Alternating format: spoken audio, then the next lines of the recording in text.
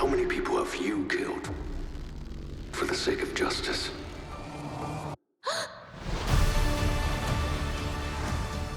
So, when you were developing the original Ninth Jedi short film, I'm curious, how much were you pondering the larger world around it all? And did you already have a pretty good idea of where you wanted to go once the decision was made that we're going to make it a full series? そうですね、キャラクターを作る時ってショートに限らずオリジナルのキャラクターを作る時はその各キャラクターのこうバックグラウンドみたいなのは必ず作ってからスタートするので、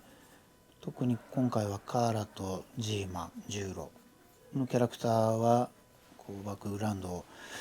設定しながら作ってましたので、お話を長編を作るっていうお話をいただいた時にある程度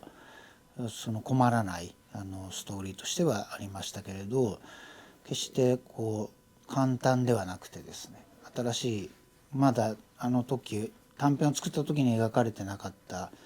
残りのこうジェダイたち、マスターレスジェダイだったりとか、敵役であるナワーム、ヴィランのナワームのキャラクターっていうのをもうちょっと掘り下げなければいけなかったので、決して簡単ではなかったですけど、ある程度準備しておくことはできたかなと思いますね。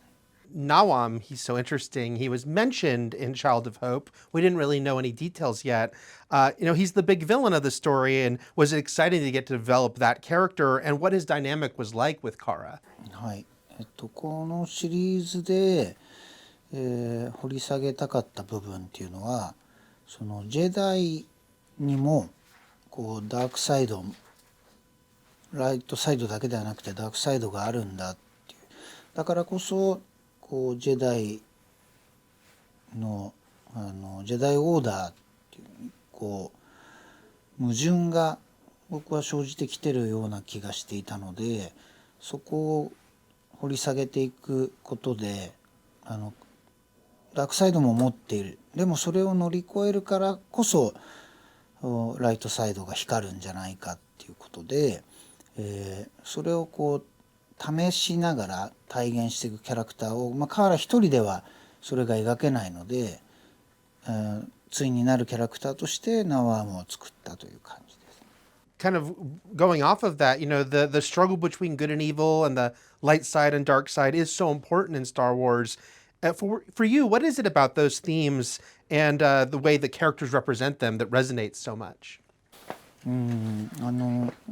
実でもそうだと思うんですけど、例えば優等生ってね、こういいことを毎日してる人って本当にちょっとしたミスでもこう叱られてしまったりとかね、あいつダメになったなとかって言われちゃう。だけど普段割と悪いことしてるっていうか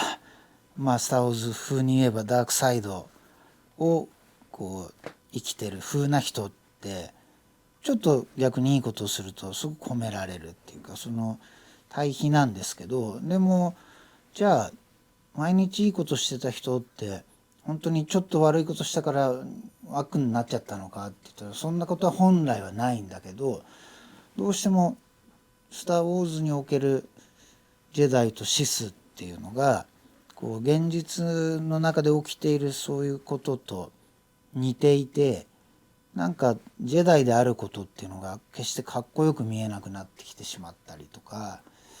ジェダイの行動をすごく縛っているのはジェダイオーダーなんじゃないかっていうですね。だからアナキンもダークサイドに行ってしまったんだろうけど、決してダークサイドに行ったアナキンっていうのを、そうだよね、なんかあんまり共感しきれないものもあった。何が彼を縛ってしまったんだろうなっていうところにこうジェダイの弱点があるような気がして、そこをもう一度自分なりに問い直してみたいっていうのが、この作品を作る動機でもあったので、すごくそこがなんだろうな、そこを考えることっていうのがすごく重要なんじゃないかなっていう気がしています。Yeah, it's so interesting because we get the different facets to Kara here and her struggles and her inner conflict. And you've mentioned how Kara was, created to be kind of that Luke Skywalker type role. But how do you see Kara at this point as both resembling Luke in his journey, but also what stands out as being different about the two of them? すごくルークを踏襲して作ったキャラクターではあるので、彼が歩んだ道と基本的には同じ道を歩んでるとは思うんですけど、なんだろうな、一番違うところとしては、彼女女の子だからこそね、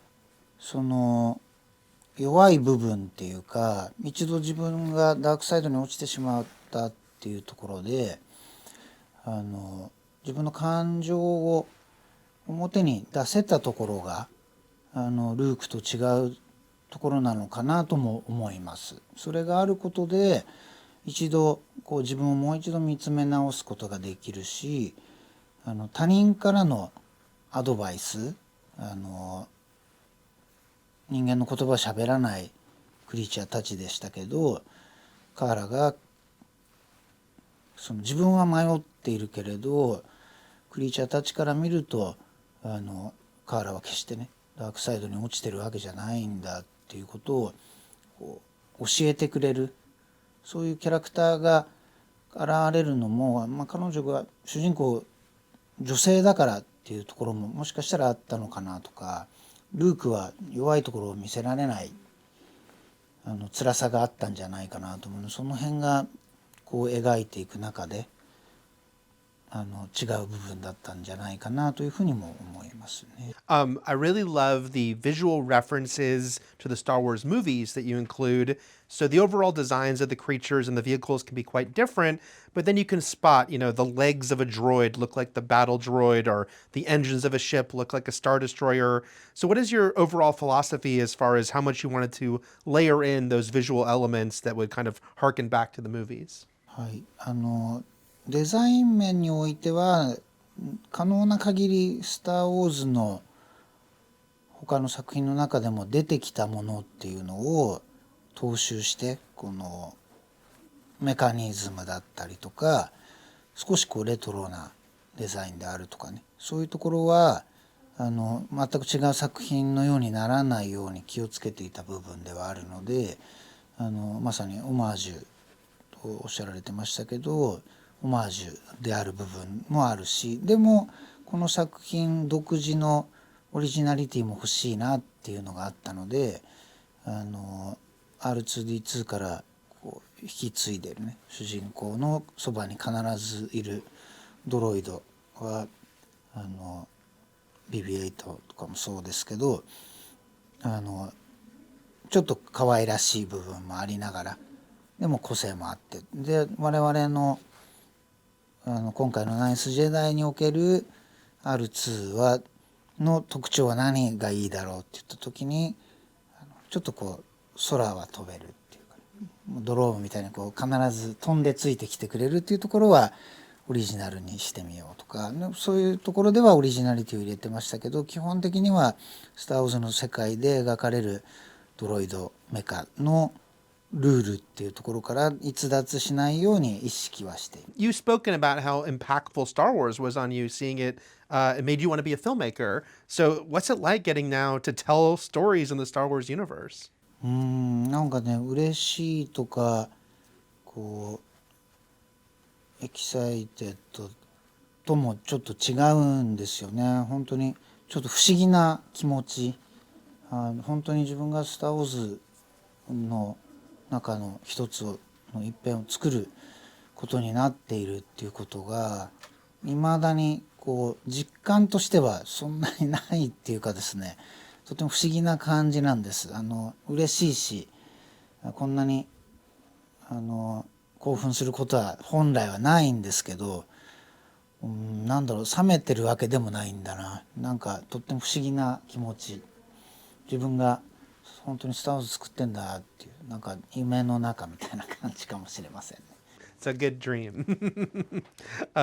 You've mentioned what a great and innately cool concept the lightsaber is. I very much agree. Is it thrilling to see the lightsaber sequences in The Ninth Jedi come together, and even to get to hear the iconic sound added to those sequences?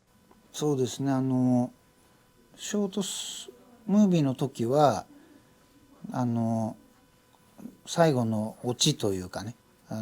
色が変わるっていうことを最大限に利用してお客さんをびっくりさせようとかっていうこの仕掛けの部分でむしろ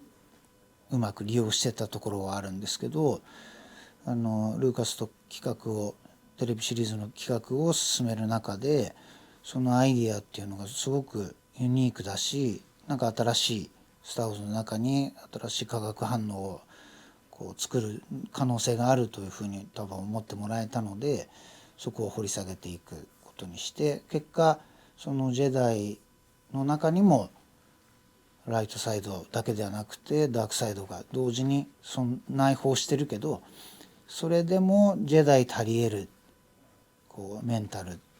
ティって何だろうとか、そういったことを描いていくためのガジェットとしてね、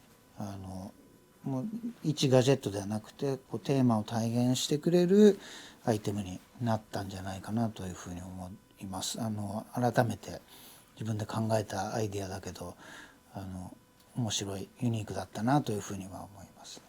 George Lucas was influenced by Japanese cinema when he made Star Wars. Do you enjoy now how it's become almost this reciprocal relationship because you and other Japanese filmmakers are now getting to offer up your interpretations of Star Wars?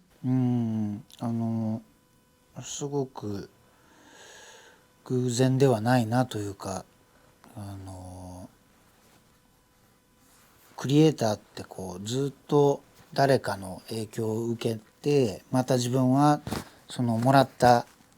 影響を誰かに届けたいなと思いながらおそらく作られてると思うので、そういうサイクルの中の一つになれたのだとしたら、それが一番もしかしたら自分にとって嬉しいことかなと思います。やっぱりクリエイターになりたい動機って自分もああいう作品を作りたいっていうのもあるけど、自分が受けた影響みたいなのを自分の作品も誰かにそういうものを与えることができたらクリエイターって最高の喜びなので、もうそれがもし叶ったのだとしたら、そのサイクルの一部になれたのだとしたらもうすごく嬉しいし、そうなるべきだろうなと思いながら作ってましたので、ちょっと感慨深いです。And then lastly, Star Wars has had a lot of great toys and collectibles through the years. We haven't got any Ninth Jedi toys yet. I am crossing my fingers. You think that could be changed soon? You might think we could get some action figures for these characters? 具体的にできるのかどうかわからないですけど、もし僕がお願いするとしたら、まずは49を作ってほしいなと思うと同時に、ディズニーランドのスター・ウォーズのところでライトセーバーを自分で作れるじゃないですか。そこにナインスジェダイのライトセーバーが並んだら、もうそれ以上の喜びはないですね。I agree very much. Thank you so much. Thank you. Wonderful to speak to you. Thank you.